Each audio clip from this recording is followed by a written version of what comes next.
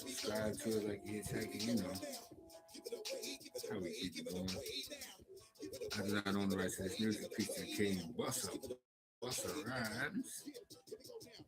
And we back with Tavistock Institute. We done moved on to chapter 5, y'all. Television. Ooh, tell lies to your vision. This is very powerful information. Do your own diligence. Don't take my word for nothing. Just sharing information in spurts. And we're going to keep it like that.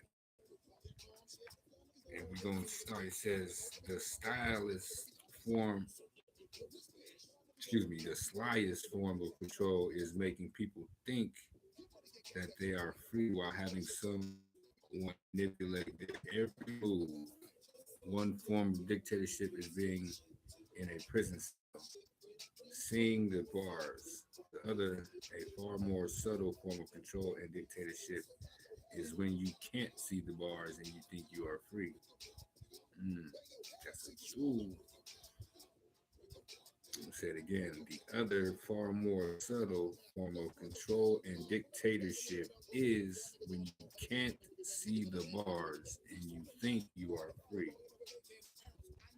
The biggest hypnosis in the world is an oblong box in the corner of the room that tells people what to believe. Television. With its reach into everyone's home, creates the basis for the mass brainwashing of citizens. As we will see in this chapter, you may not realize it yet, but your mind is being shaped and molded every time you turn the one-eyed babysitter on.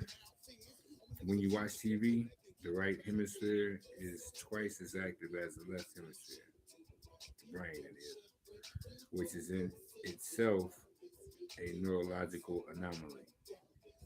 Quote, the crossover from left to right releases a surge of the body's natural opiates, endorphins, which include beta endorphins and enkephalins.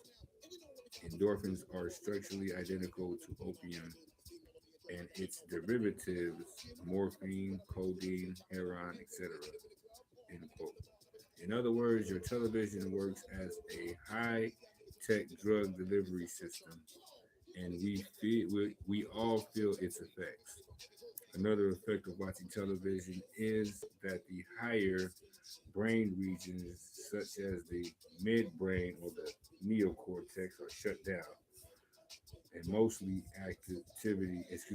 activity shifts from the limbic system to your lower brain region.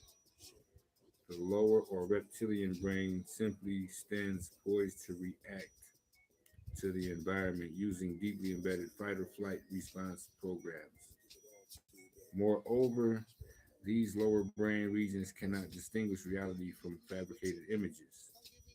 Moreover, these lower brain regions cannot distinguish reality from fabricated images, a job performed by the neocortex, so they react to television content as though it were real, releasing appropriate hormones and so on. Studies have proven that in the long run, too much activity in the lower brain leads to atrophy in the higher brain regions. End quote. Now, you may not have known this, but I bet you the people who brainwash you on the daily basis surely did. Don't worry, we'll come back to this a bit later. So you think it's just for your entertainment, huh? I mean, by now you should. I mean, you're an adult. You should understand what's going on. But if you don't, feel free to do your own diligence. Excuse me.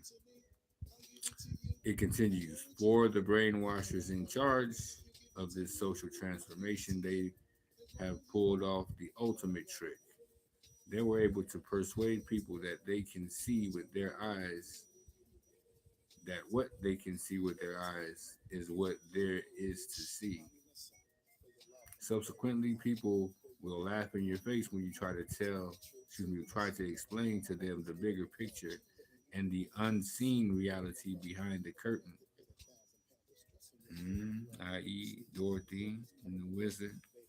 See who's behind that Wizard of Oz wall.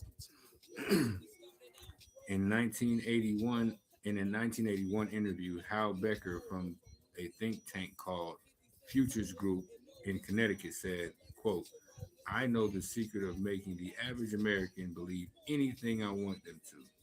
Just let me control television. You put something on the television and it becomes reality. If the world outside the TV set contradicts the images, people start trying to change the world and make it like the TV set images, i.e., all these so called reality shows. You think it's just a game, but it's not a game. These people have been planning these things. We're going to get into it. You just do your own diligence, though. Don't take my word. You see, television is not the truth. For as much as people keep tuning into it, it's lies. Television is an amusement park, a group of jugglers, belly dancers, storytellers, singers, and strippers. But people have been completely hypnotized by the tube, and it's YouTube, and the other ones. You sit there day after day, night after night. TV is almost, TV is almost of you. No, all you know. Excuse me. TV is all most of you know. Excuse me. 5% of Americans read more than 5 books per year. Yet 1 billion people tune into the Oscar Awards. I'm gonna say that one more time. Most, let's see, 5% of Americans read more than 5 books per year. Yet 1 billion people tune into the Oscar Awards. That's a damn shame. You dream like a tube, speak like a tube, smell, dress, act like your television. Most people feel that they are better acquainted with Paris Hilton, Britney Spears, or Lady Gaga than their own husband or wife. This is madness. Don't you see? How many millions of you are prepared to believe anything the tube tells you? What's more, huge numbers of people at the top are prepared to tell you anything in the name of war against terror, audience share, and advertised dollars as long as you vote for them, buy their products, and allow them to brainwash you. Quote, television provided an ideal means to create an homogeneous culture, a mass culture, through which popular opinion could be shaped and controlled so that everyone in the country would think the same. End quote. Oh man, that's a heavy jewel right there. Tavistock Institute, powerful information. We on to chapter 5. We moving right along. All black everything. Appreciate you for checking us out. Love, peace, and love. We getting it in. We coming back. Like it, share, subscribe it. Thumbs up like you hitchhiking. Let's get it through the algorithms, y'all. This information ain't being shared like this. It's time. Peace and love.